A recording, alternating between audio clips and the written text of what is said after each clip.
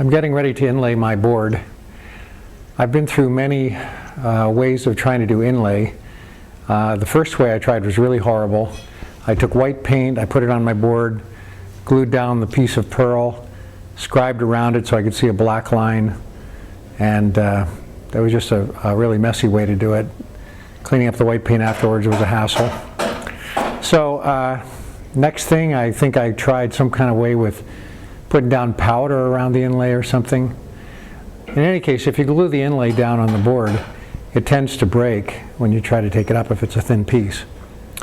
Scribing is good, but honestly, the more I cut my pearl inlay channels, the more I realized that my accuracy in cutting was not as accurate as a scribed line. So my favorite way now is a white pencil. All right, so here I have my board. I'm going to be inlaying this star on the 5th fret.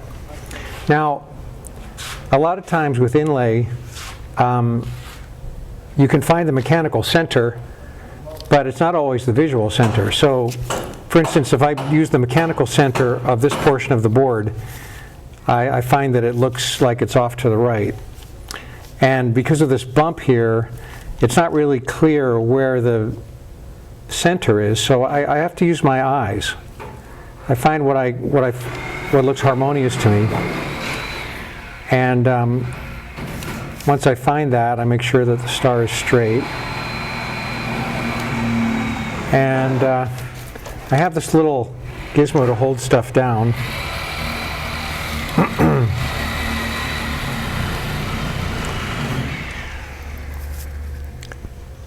This is a fairly soft pencil, and I can get most of the lines pretty easily. Of course, when I get to the place where my hold down gizmo is, I have to switch. So I carefully push down with my thumb, and then I get the last few lines.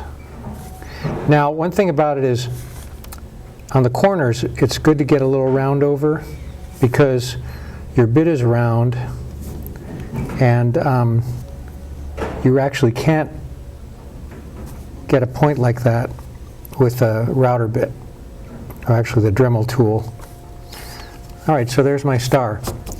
You know, you could argue that those lines are pretty thick and you won't be very accurate when you cut, but the truth is that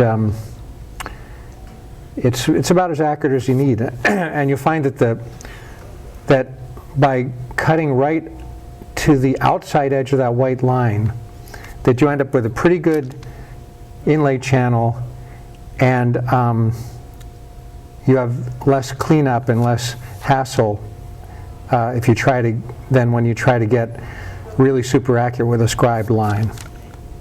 Most of the inlay is going to be dots on this fingerboard. And I've numbered my frets where the inlays are going to go. And it's embarrassing if I tell you how many times I've actually put inlay on the wrong fret. So I really recommend numbering your board to see exactly where the inlay goes. One little trick for dots is you can find the center of your area by making a little X between the fret slots. Some of these are going to be doubles. Actually, that's a double inlay there. Now,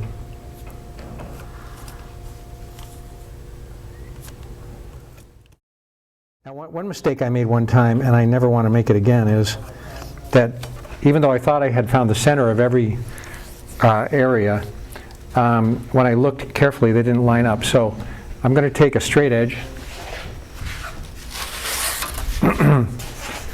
and I'm going to draw a line between my bottom X and my top X.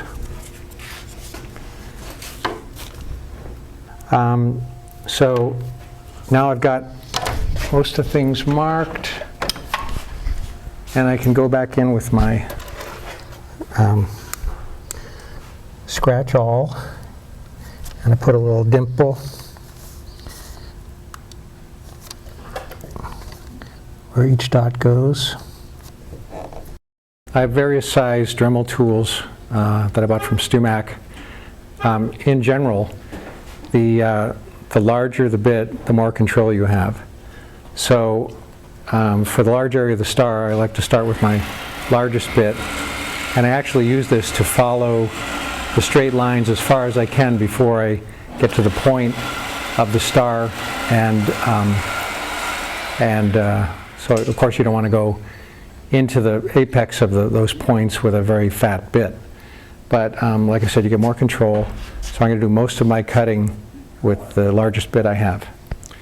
I bought the StuMac router base, and I think it's worth the money if you do a lot of inlay. The first inlays I did, I had my Dremel tool with the plastic base that it came with, and I used that, and I did a lot of good inlay with that. This is just a great convenience because you can get the depth so perfect. So I'm taking my pearl star, and I'm looking at the depth.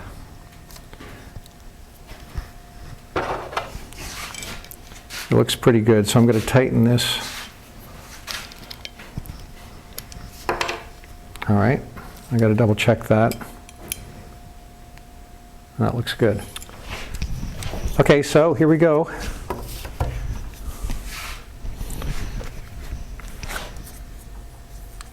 I don't use very high speed. When I start my cut, I sort of make a little circles and get the middle. Then I go up each leg of the star.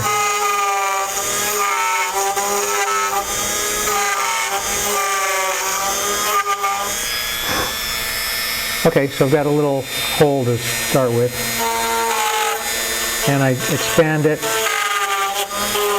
just kind of roughing into the arms of the star.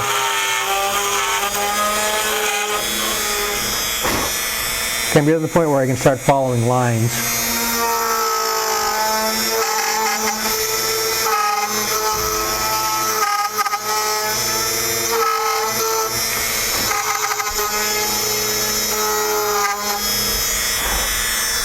About as far as I can go with my big bit.